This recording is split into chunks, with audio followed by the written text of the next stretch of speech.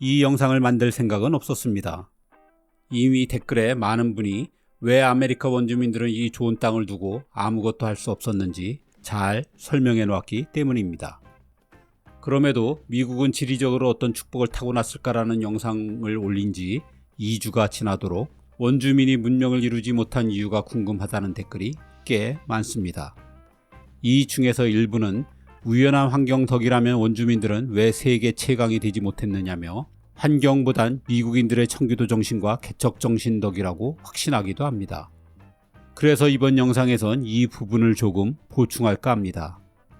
사실 제러드 다이아몬드의 명저 총균세만큼 이 상황을 설득력 있게 잘 설명해 놓은 자료는 없습니다.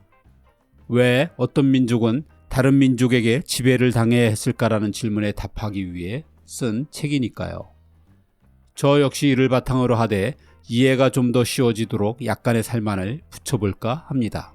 시작합니다. 현생 인류가 아프리카 남부에 출현한 것은 약 20만 년 전입니다. 이들은 살기 좋은 땅을 찾아 끊임없이 이동했습니다.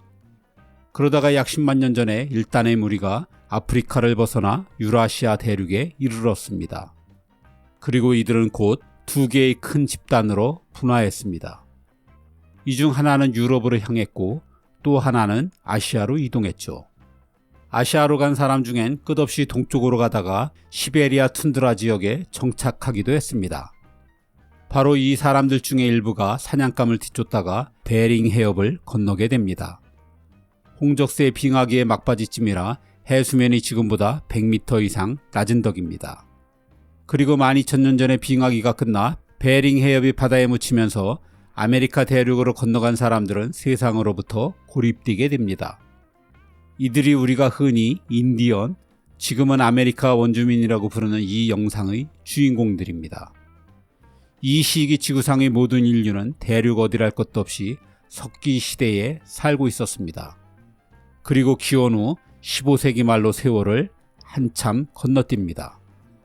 유럽으로 분화되어 나간 무리의 후손들과 아메리카 대륙으로 이주한 무리의 후손들이 드디어 10만 년 만에 만나게 되었습니다. 크리스토퍼 콜럼버스가 첫 발을 떼었고 1620년엔 메이플라워호가 102명의 영국 이주민을 태우고 오면서 미국의 역사가 시작되었죠. 그런데 오랜만에 만난 이 두 집단 사이엔 어마어마한 차이가 있었습니다.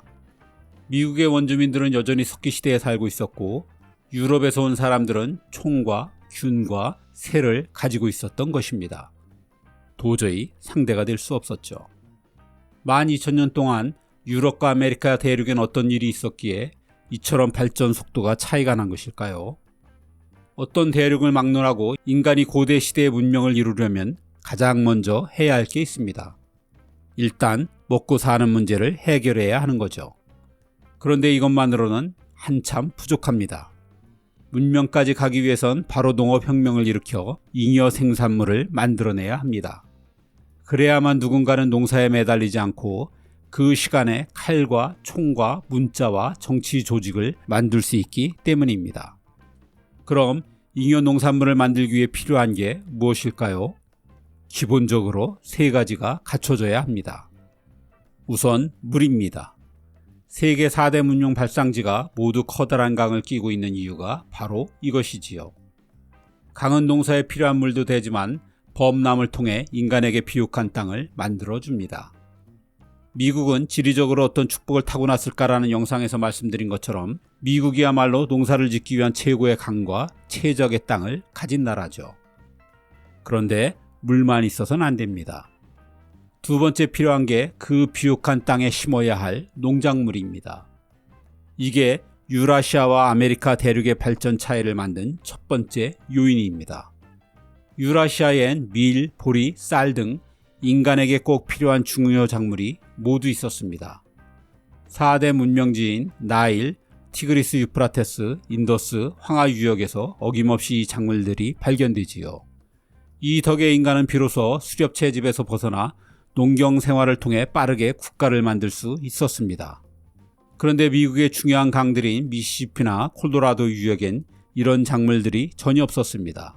중남미도 마찬가지죠. 안타깝게도 미국 원주민들은 세계에서 가장 비옥한 땅인 프랑스령 루이지애나를 갖고도 농작물이 없어서 활용할 수가 없었습니다. 그래서 17세기 영국인들이 이 땅에 정착할 때까지도 부족 단위로 떠돌아다니며 사냥과 수렵 채집 생활을 할 수밖에 없었죠. 물과 농작물이 있다고 농업혁명이 일어나기엔 충분치 않습니다. 세 번째로 농사를 도울 가축이 있어야 합니다. 대규모로 농사를 짓기 위해선 노동력이 필수입니다. 인간의 힘만으로는 한계가 뚜렷하기 때문에 대형 가축의 힘이 필요하지요. 소와 말이 대표적입니다. 소와 말은 운송과 이동 수단까지 될 수 있어 경제 교류도 활발하게 해줍니다. 게다가 유라시아엔 양, 염소, 돼지, 당나귀, 낙타 등 오늘날 가축화된 대부분의 동물이 모두 있었습니다. 이에 반해 아메리카 대륙엔 이런 가축화된 대형 포유류가 전혀 없었습니다. 기껏해야 농사 짓는 데 별 도움이 안 되는 남미 안데스 지역의 알파카와 라마가 고작이죠. 그 외에는 일부 지역에서 기른 작은 칠면조와 개뿐입니다.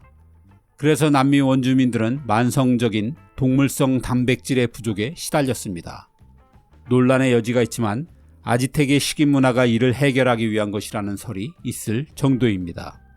미국의 원주민들에겐 이렇듯 동물은 마저도 없었습니다. 가축은커녕 동물성 단백질을 제공해줄 덩치 큰 동물은 난폭하기 그지없는 버팔로밖에 없었습니다. 이건 아프리카에서도 오세아니아에서도 마찬가지입니다.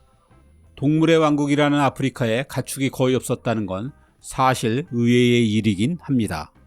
그만큼 야생 동물을 길들인다는 게 굉장히 어렵다는 것을 말해주지요. 만약 아프리카에서 사자나 코뿔소를 길들여 타고 다녔다면 유럽이 쉽사리 이 땅을 정복하진 못했을 것입니다.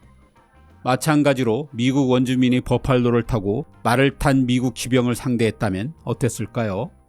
하지만 역사에서 그런 일은 일어날 수 없었던 것이죠. 가축이 문명에 꼭 필요한 이유는 이 외에도 여러 가지가 있습니다. 가축의 분뇨는 거름이 되어 토지 생산성을 더욱 높였고 이들이 더 많은 물건을 옮길 수 있도록 수레의 발명으로 이어졌죠.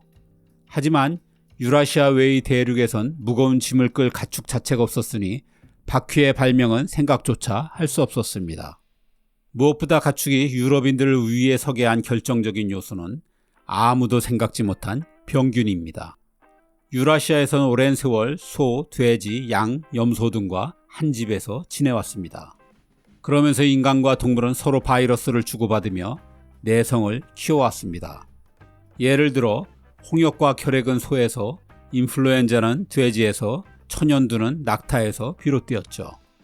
이미 잘 알려진 대로 이 병균이 아메리카 원주민들의 90% 이상을 몰살시켰습니다.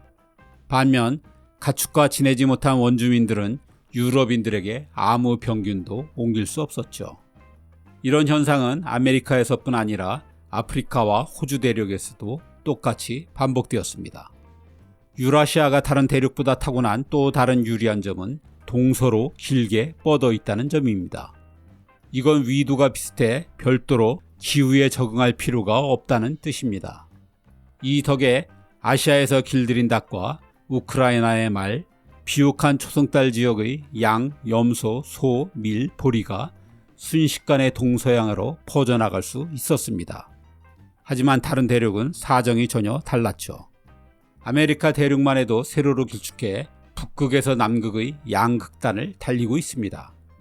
그 사이의 지역은 정말 다양한 기후대를 보이죠. 남미가 길들인 알파카와 라마가 미국으로 퍼지지 못한 것도 바로 이런 이유 때문입니다.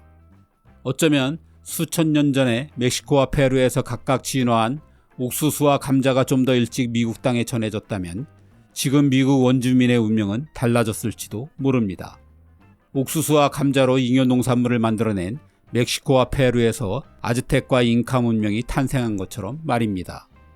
하지만 아메리카 대륙에선 서로 다른 기후대와 질병이라는 자연 장벽에 막혀 옥수수는 18세기 무렵에, 감자는 아일랜드인들이 이주한 19세기가 되어서야 미국에서도 본격 유행하게 되었습니다. 더구나 유럽인들이 가져온 병균으로 떼죽음을 당하면서 미국 전체의 원주민 숫자는 채 100만 명도 되지 않았습니다. 그 넓은 땅에 인구 밀도가 시베리아만도 못했죠. 그러니 무기로도 인원수로도 미국이 원주민들이 유럽의 이주민들을 이길 방법이 없었습니다. 원주민들이 바보라서가 아니라 여러 가지로 운이 없었던 것이죠. 반면 총균세는 물론 유라시아에서 이미 증명된 각종 농작물과 가축을 가지고 온 이주민들에게 미국 땅은 하늘이 내린 축복이나 다름없었죠. 미국 원주민들이 농사를 짓지 않은 덕에 오히려 지력이 고스란히 보존된 측면도 있었고요. 이건 역시 유럽인들이 우월해서가 아니라 좋은 지리 조건을 갖춘 곳에서 태어나고 하필 이주한 곳이 세계 최고의 땅이라는 행운이 함께한 덕이죠. 만약 영국인들이 아무리 청교도 정신과 개척 정신을 가졌더라도 이들의 이주 장소가 콩고였다면 고무나무를, 가나였다면 코코아를, 온두라스나 과테말라였다면 바나나를 키우고 있을지도 모릅니다. 물론 역사에 만약에는 없다 하니 부질없는 가정이지만 말입니다.